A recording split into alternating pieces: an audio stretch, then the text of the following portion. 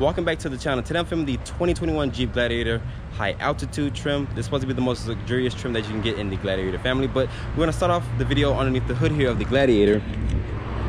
This has the company's 3.6 liter Pentastar V6. It makes 285 horsepower and 260 pound-feet of torque. It's paired with an 8-speed automatic. Fuel economy is rated at 17 in the city, 22 on the highway, and you can tow around 6,000 pounds when you go for the high altitude version of the Gladiator. But shedding the hood here, one thing I do not like about the Jeep, like I told you guys plenty of times before, that anyone can take a peek underneath your hood while you're in your house sleeping and whatnot, because these latches do not lock once the truck is locked or whatnot. But looking here at these headlights, they're going to be a full LED with an automatic high and low beam. There's this LED daytime running light with an LED turn signals, and you do get LED fog lights to your lower part of your bumper.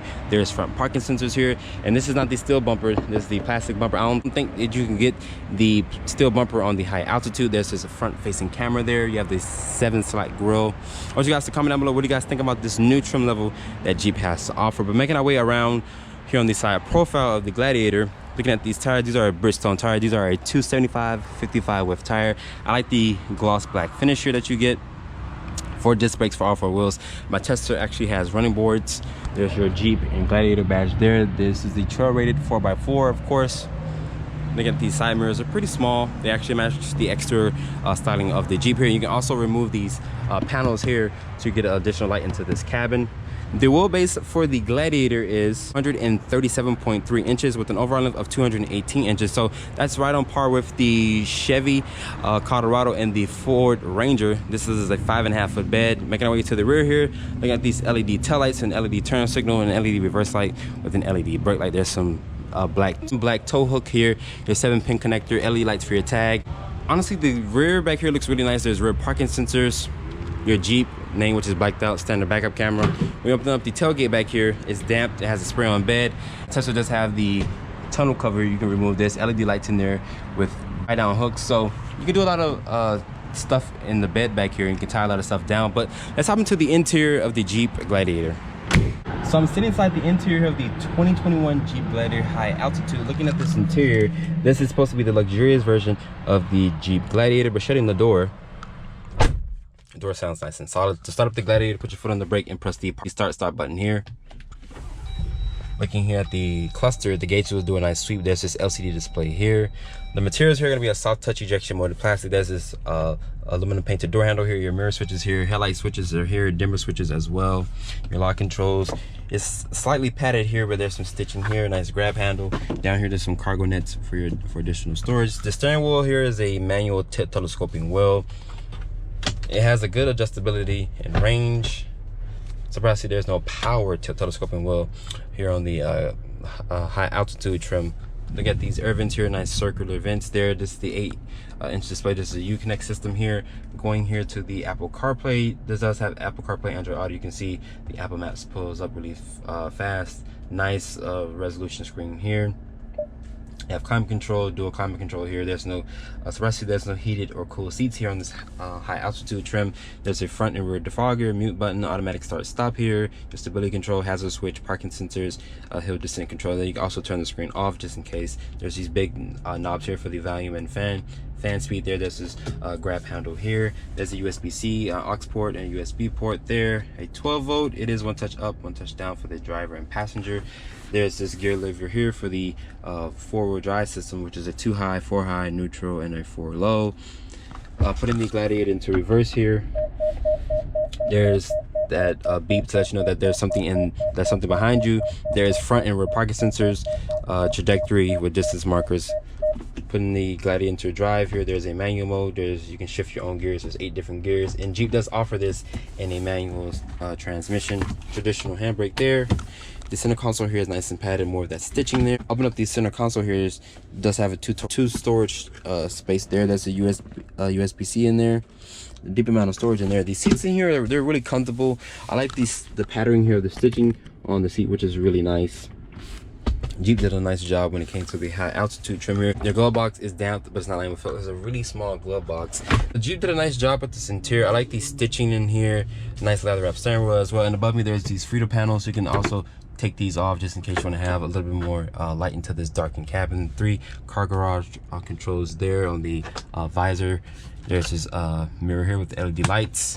Surprised to see there's no rear camera mirror here on this particular trim, but there's this frameless like mirror there. But let's hop into the back seat of the high altitude. I'm sitting in the back seat here of the Jeep high altitude trim. Looking down here, Jeep says you get around 38.3 inches of leg room. There's mat pockets back here. There's rear air vent. Your window switches are here. A household outlet. Down here, there's some connectivity for your USB-C and USB ports. 2 cup holders. There's this slight hump here, but you can fit 3 adults across. You can also lift the seat up to reveal some under storage there. You can also have this lockable storage as well. Folding the seats down here, putting this little tab here, there's 2 more cup holders here just in case you want to have the cup holders a little closer to you. Shutting the door really quick. Door sounds nice and solid. The materials do continue to the back here. I have plenty of good headroom in here. You can also remove these panels here. I'm 5'8", so when you remove these panels, you can have a little bit more light into this darkened cabin. But let's take the high altitude out and see how it performs. So kicking off the driving scene here in the high altitude Gladiator. It still has the same Pencil Star V6 that everyone loves. It's paired with an 8-speed automatic. Good visibility, upright window. The side mirrors are pretty good. It does have the blind spot monitoring, forward collision warning with stop and go. So Jeep didn't skip out when it came to the driver's assistance.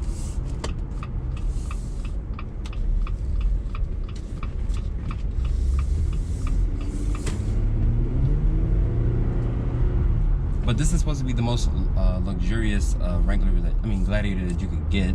Nice stitching in here, like I showed you guys from the interior scene. I like the black and the brown stitching or gold stitching that you get in this one. Looks really nice. It even rides different compared to a Rubicon and Gladiator. I don't hear any wind noise from the Jeep here. It's really quiet in here. This does have the 5.5-foot bed.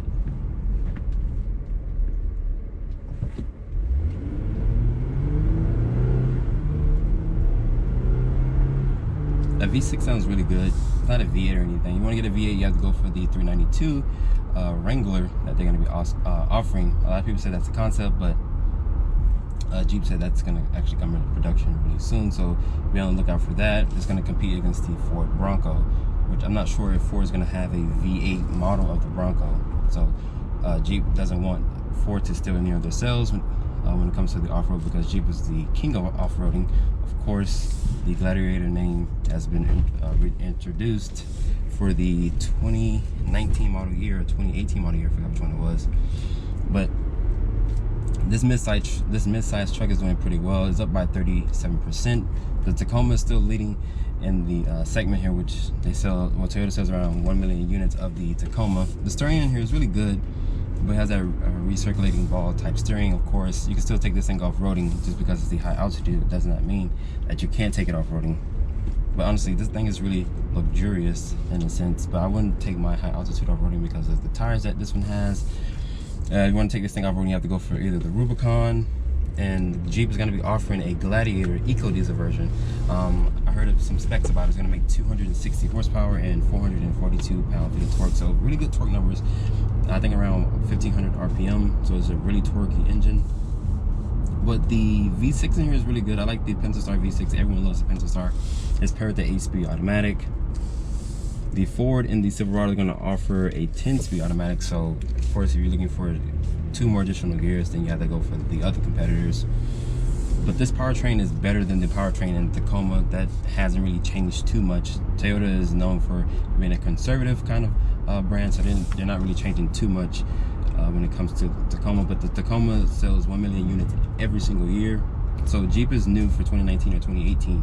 Like I mentioned, it's up by 37% in sales. So Jeep is trying to catch up and take some of the pie from Ford, Chevy, and Toyota. But the seats in here are comfortable to hold you in place. One thing I'm gonna say is the steering in here. You have to basically get used to the steering, because 1 minute the truck is centered and then it wants to kind of like ping pong because of that recirculating ball type steering. Like I mentioned, you can take this thing off road, but this is the luxurious version of the Gladiator, and honestly, I wouldn't take my high altitude off-roading because how luxurious it is in the interior. Even the exterior styling design is kind of different in a sense. You have to really put them next to each other to see that. But you can definitely make this thing a family car, a family pickup truck. It has good horsepower and torque. I like that grunt that you get from the V6. It puts the power down just fine. But overall, you can still do a lot of off-road things with your Gladiator. Don't get it twisted because it's the quote-unquote high altitude. Like I mentioned once more before, you can take this thing off-roading. Just have a skid plate and underbody protection, of course. You can also tow with this thing as well. So you can still do a lot of Gladiator things or off-roading things with your high altitude. So after spending time with the 2021 Jeep Gladiator high altitude, this is the most luxurious Jeep that you could buy on the market as of right now. So this thing rides really good, but the steering, I do not like the way the steering feel. Has that recircular type ball type steering. So you can definitely take this high altitude off-roading, even though me personally, I wouldn't take it off-roading because it's the most luxurious Gladiator that money could buy. So how much does a high altitude Gladiator cost? Starting price for my tester is $40,395. My tester has the as tested price of $57,400. I'd like to give a special thanks to Dayland, Chrysler, Jeep, and Ram for providing me with the Jeep Gladiator high altitude. If you're in the market for a high altitude Gladiator, you can come to Dayland, Chrysler, Jeep, and Ram. Hope you guys enjoyed this full overview. Make sure you guys follow me on Instagram at Drive On Reviews, and please keep subscribing to my YouTube channel. I'll catch you all in the next video.